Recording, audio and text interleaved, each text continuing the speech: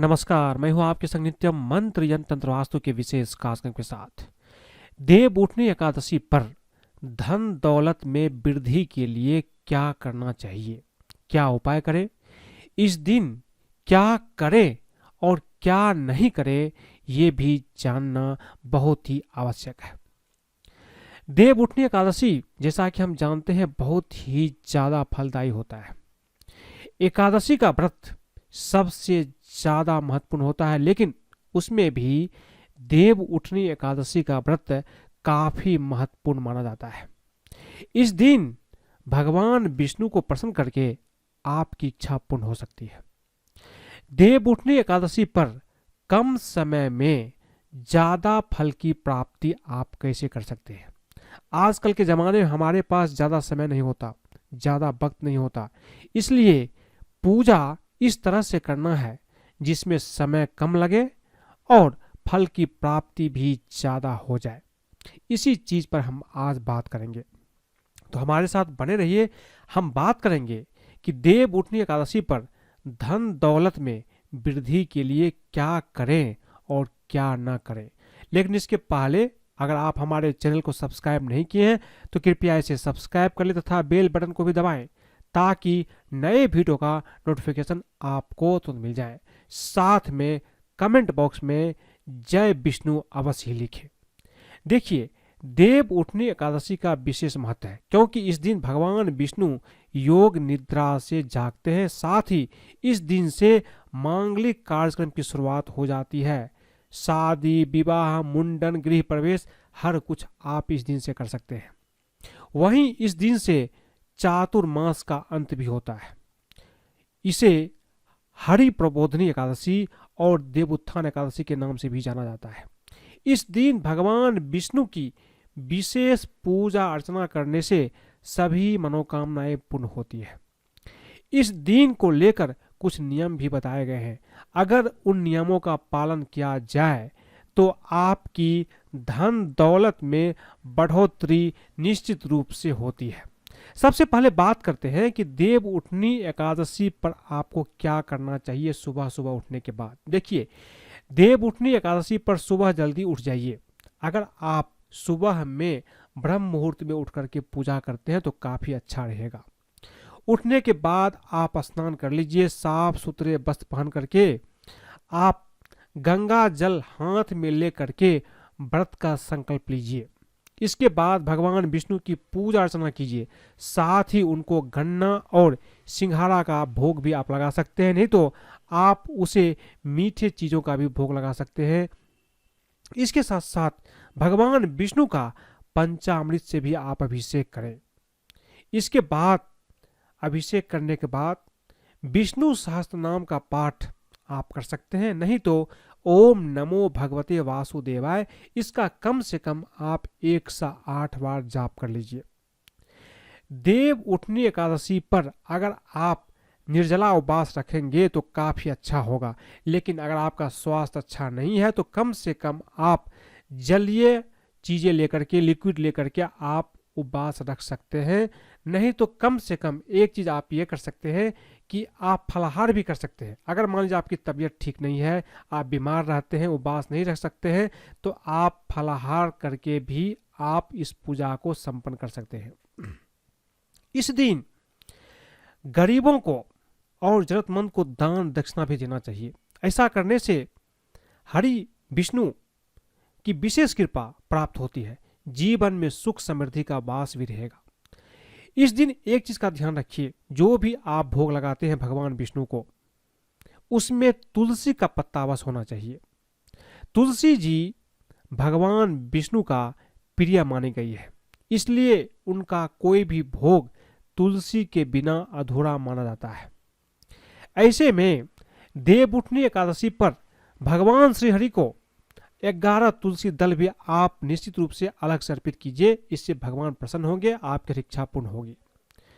मैंने आपको बताई अभी तक कि देव प्रबोधनी एकादशी पर क्या करें। अब ये बात करते हैं कि इस दिन क्या नहीं करना चाहिए। सबसे पहला चीज, इस दिन आपको तामसिक चीज जैसे लहसुन, प्याज, मांस, मदिरा का सेवन नहीं करना चाहिए।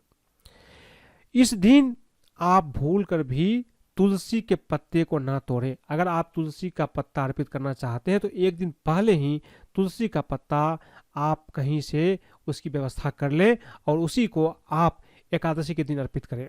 इस दिन चावल का सेवन भी नहीं करना चाहिए, ऐसा करने से जीवन में दरिद्रता आती है। साथ ही गोभी, पालक चीजों का भी सेवन करने से बचना चाहिए। इस दिन बाल और नाखून काटने से भी आपको बचना चाहिए, ऐसा करने से मां लक्ष्मी रुष्ट हो सकती है, इसलिए इस दिन इन चीजों का त्याग कीजिए।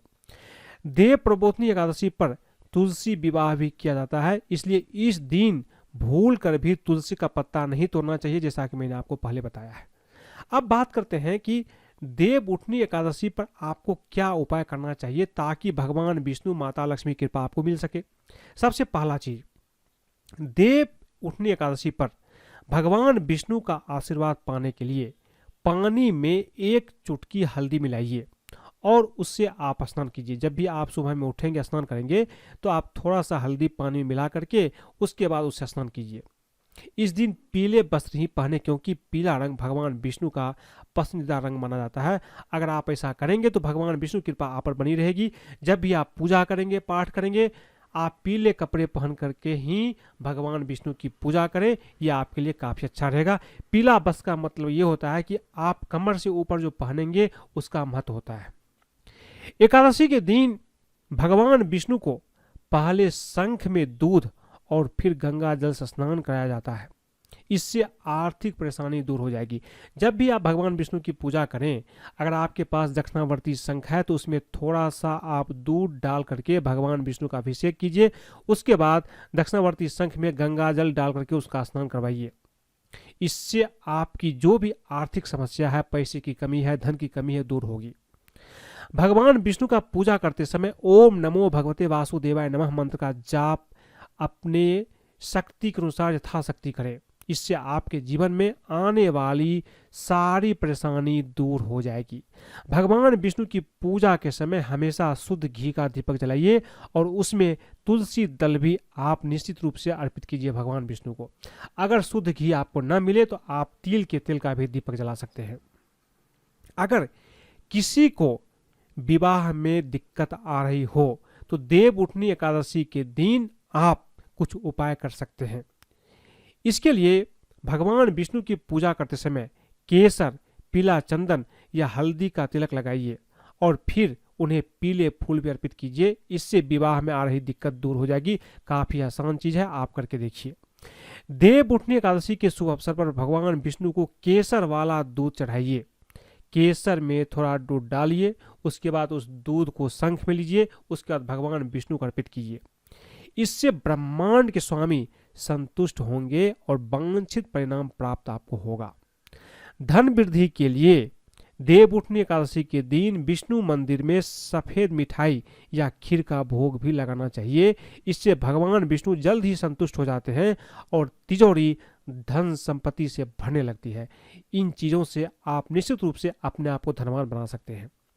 देव उठनी एकादशी पर तुलसी माता को लाल रंग की चुनरी अर्पित करना चाहिए। ऐसा करने से आपके जीवन में धन वैभव की वृद्धि होगी। साथ ही इस उपाय को करने से शादी विवाह में आ रही अड़चने भी दूर हो जाती है। देव उठनी एकादशी के दिन एक पीले धागे में 108 गांठ बांध करके तुलसी जी को अर्पित करें।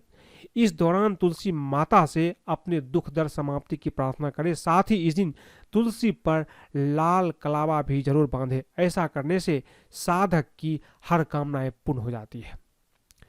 एकादशी पर तुलसी पर कच्चा दूध अर्पित कर सकते हैं आप।